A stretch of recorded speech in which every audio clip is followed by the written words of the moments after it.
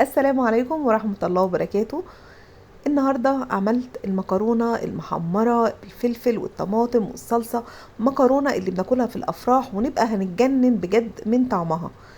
هي سهلة جدا وبسيطة وبجد طعمها بيبقى روعة، غير اللي مسلوقة ومعمولة بالصلصة وغير اللي متحمرة بالشوربة. نبدأ مع بعض نقول بسم الله. معايا طبعا بصلاية كبيرة مقطعاها قطع كبيرة شوية، طماطماية، فلفلاية رومي، نص فلفل حامي وده اختياري، ونص معلقة توم مهروس، ومعايا معلقتين صلصة. مفيش صلصة يبقى طماطمتين كده بشراهم. والمكرونة طبعا دي الكيس اللي هو 400 جرام اللي هي مقصوصة، ولقيت عندي يعني حوالي نص كوباية مكرونة صغيرة، فقلت ازود شوية. هي يعتبر المقادير دي اللي هو كيس المكرونة. اول حاجة شوية زيت، وما نكترش الزيت، احنا عايزينها تبقى خفيفة، يعني حوالي 3 معالق. وحطيت المكرونة. ونقطة مهمة قوي بقى، انا ههدي النار وهفضل اقلب في المكرونة، مش هسيبها دقيقة واحدة، لاني لو سبتها هتتلسع مني وتبقى واحدة غامقة وواحدة فاتحة وشكلها مش حلو ولا طعمها. يعني لما باجي اعمل المكرونة دي بتابعها على طول، ايدي فيها وبقلبها باستمرار. هنا هفضل اقلب فيها لغاية ما تبدأ تاخد لون بالشكل ده، يعني مش تتحمر كلها بشكل كامل، تاخد لون كده بس. وهنزل بالبصلاية زي ما قلت، دي بصلة متوسطة مقطعاها قطع كبيرة شوية، مش فرماها يعني في الكبة ولا بشراها، لان لو عملتيها في الكبة او مبشورة هتتحرق طبعا. هتتحرق المكرونة، هتبقى لسه بتتحمر والبصلة هتلسع منك وهيبقى لونها مش حلو.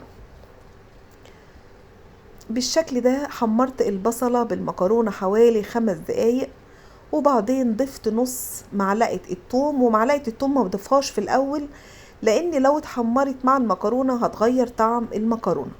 انا حطيتها بعد البصل ما دبل، قلبت البصلة مع المكرونة حوالي 5 دقايق، وبعدين حطيت الثوم واديته تقليبة كده لغاية ما ريحته طلعت. ضفت باقي المكونات بتاعتي اللي هي طماطمايه وواحدة فلفل رومي ونص قرن فلفل حامي، وده اختياري طبعا. وعايزه اقولك لو في فلفل الوان يبقى حلو جدا طبعا، هيزود قيمة المكرونة الغذائية جدا. وبعد كده بقلب المكونات دي كلها على نار هادية حوالي دقيقتين كده، وبعدين بضيف معلقتين الصلصة. وبرضو بقلب شوية كده حلوين عشان المكرونة تاخد من طعم كل الحاجات اللي فيها.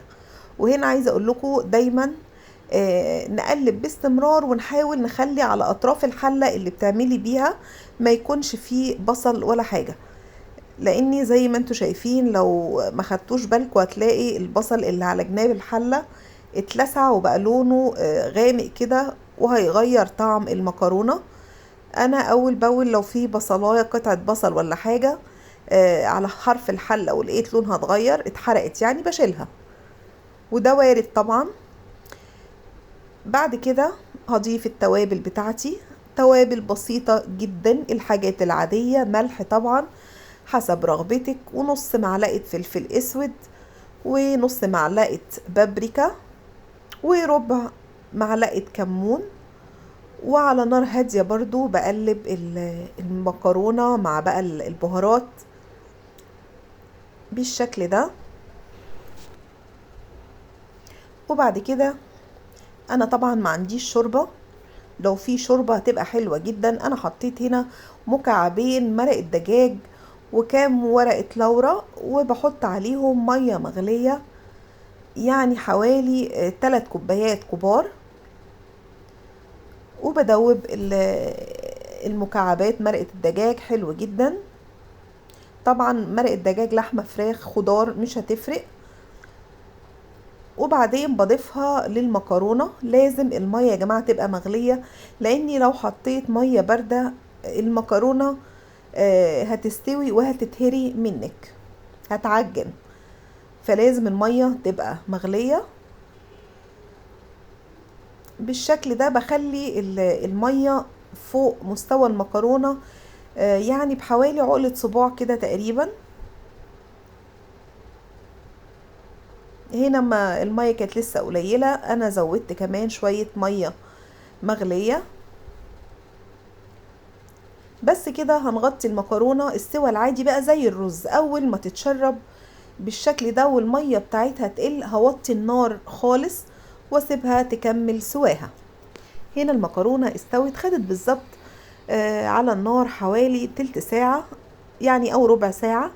نازلة طبعا ما شاء الله الواحدة بوحدتها مستوية وفي نفس الوقت مفلفلة وفيها شوية صوص كده حلو، مش ناشفة خالص. والله هي تعتبر كده وجبة كاملة متكاملة، مش عايزة اي حاجة جنبها.